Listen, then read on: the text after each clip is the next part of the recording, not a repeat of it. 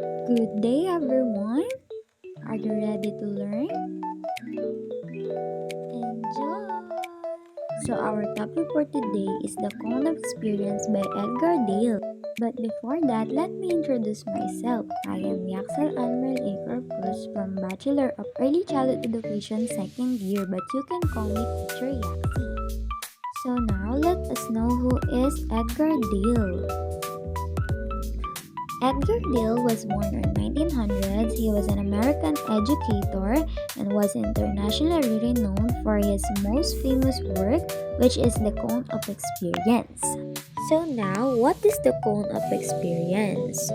First, the cone of experience is introduced in Dale's 1946 books, Audiovisual Methods in Teaching, and it's designed to show the progression of learning experiences from the concrete to abstract.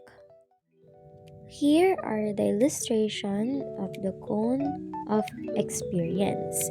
It has 10 bands from low concrete to abstract.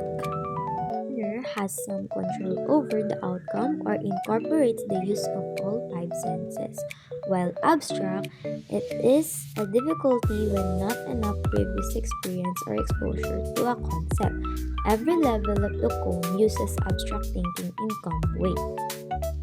So let's start with the direct purposeful experiences. It is the first-hand experiences or the foundation of learning. It is more on senses are used in order to build up a knowledge. The learner learned by doing things by him or herself. Now let's proceed on contrived experiences. It is a models or a miniatures and mocks up. For example, representation of a community. Very practical and makes learning more accessible. It provides more concrete experiences, even if not as concrete as direct experiences, that allows visualization that fosters better understanding of the concept. Next is dramatized experiences. Learners can take part in recreated experiences that will help them comprehend an event or a topic better. For example, the role playing. Through dramatized experiences or the role playing, learners become more familiar with the concept as they immerse themselves to the as if situation or a real life situation. Next is demonstration. It's a visual explanation of a significant fact or idea or process using photographs, drawings, movies, and other forms of media to aid in clear and effective learning. In this level, things are shown based on how they are done. For example, a video presentation, how to solve a math problem. So next is field or the study trip. This level is learning experiences will not be limited to the classroom setting but rather extended in a more complex environment. For example, field trip to the museum, ocean parks, historical parks, factories or zoo, etc. So next is the exhibit are the combination of several mock-ups and models. It is a somewhat combination of some of the first levels in the cone. This experience allows students to see the meaning of the relevance of the things based on the different pictures and representations presented. For example, exhibit in museum. So next is motion pictures.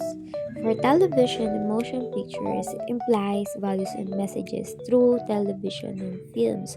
On the other hand, still pictures, recordings, and radio are visual and auditory devices that can be used by a learner or group of learners that could enhance and extend learning experiences. For example of this is historical movies and class lectures of the teacher using television or the picture motions.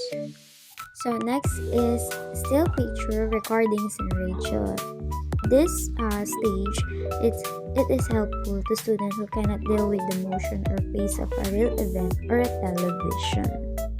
Next is the visual symbols. No longer involves reproducing real situation.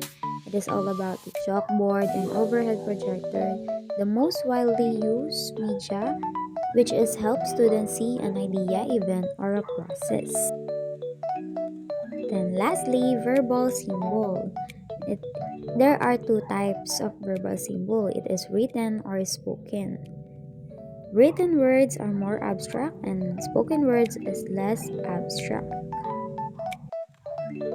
And verbal symbols are appears to be the most abstract category because they may not look exactly like the concept or the object they represent but are instead symbols, words, codes, or formulae. That's all for today. See you next time. Thank